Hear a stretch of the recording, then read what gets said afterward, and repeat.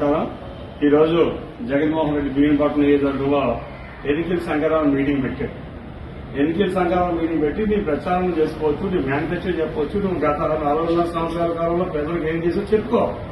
నిజంగా మంచి చేసి ఉంటే ఈరోజు ప్రతిపక్ష నాయకుడిగా ఒక పార్టీ ఇన్ఛార్జిగా భీమపట్నం నియోజకవర్గం నా నియోజకవర్గంలో మీటింగ్ పెట్టావు. నేను వాయిస్ ఇస్తానని భయంతో నన్ను మార్నింగ్ 5 గంటల నుంచి పోలీసులు బట్టి ఇంట్లో బయటికి రాకుండా ప్రివెంటివ్ అరెస్ట్ అనుకున్నాం. దేనికోసం ప్రివెంటివ్ అరెస్ట్ అని అడుగుతున్నా. నిజంగా నువ్వు ప్రజలకు మంచి చేసి ఉంటే ఈరోజు ప్రతిపక్షాలు గుర్తుపెట్టే ప్రయత్నం చేస్తా ఉన్నాం. ఈ రోజు ప్రజాస్వామ్యం తొంగలోదొచ్చు.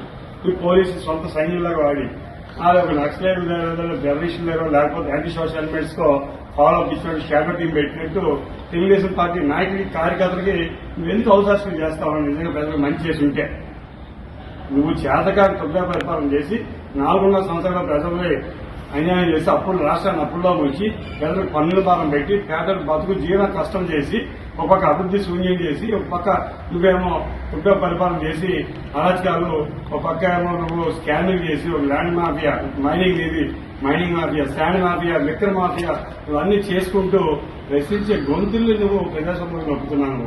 ప్రజాస్వామ్యబద్ధంగా మాకు ప్రశ్నించే హక్కు ఉంది. ప్రతిపక్షాలకి నీకు దమ్ము ఉంటే నువ్వు మంచి చేసుకుంటే చెప్పు, ప్రెస్లో ఇది చేశాను ప్రజలకు మంచి చేశానని. లేదు నువ్వు ప్రశ్నించే సమాధానం చెప్పు. నువ్వు ప్రశ్నించే సమాధానం లేక నువ్వు పోలీసు వ్యవస్థను సొంత సైన్యంలాగా నీ ఫ్రాక్షన్ సైన్యంలా వాడుకొని ఈ చేస్తా ఉన్నారు. ఈ పోలీసు ఉన్నతాధికారులు కూడా కోరుతా ఉన్నాం.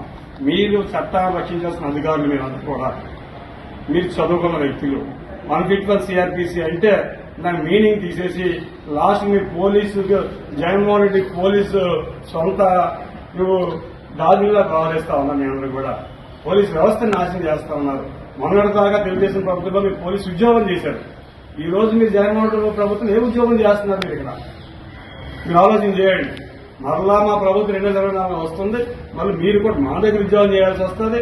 ఆ రోజు ఏదైతే మీరు చట్టాన్ని రక్షించాలని పోలీసులు చట్టాన్ని చేతుల్లో తీసుకొని మిస్యూజ్ చేశారో మిమ్మల్ని చట్టపరంగా శిక్షించాల్సిన పరిస్థితి కూడా ఈ ఉన్నతాధికారులకి అధికారులకు అందరికీ పోలీసుకు వస్తారని ఈ ప్రతికాముఖంగా హెచ్చరిస్తూ జగన్మోహన్ రెడ్డి చెప్తున్నాం.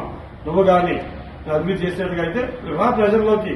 ఈరోజు ప్రజలు భయపడి, ప్రతిపక్షాలకు భయపడి పోలీసు వ్యవస్థను వాడుకొని ఈ రోజున సొంత నియోజకవర్గంలో ఇన్ఛార్జ్ కూడా రోడ్డు మీద ఎక్కితే ఎక్కడ నీకు అన్యాయాన్ని, అక్రమాన్ని, లేదా నీ స్థానిక ఎమ్మెల్యే చేసిన అవినీతిని, లేదా నీ కార్యకర్తలు చేసిన అవినీతిని, నీ అవినీతిని నువ్వు చేసేటువంటి పరిపాలన అడగడుతున్న భయంతో ఈ రోజున నువ్వు ప్రతిపక్షాల గొంతులోకి ప్రజాస్వామ్య గొంతులోకి ప్రయత్నం చేస్తున్నావు.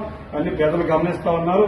రానున్న రోజుల్లో నేను బంగాళాఖాతం దగ్గర ఉన్నాయని చెప్పేసి తెలియపరుచుకుంటూ జై తెలుగుదేశం, జై చంద్రబాబు.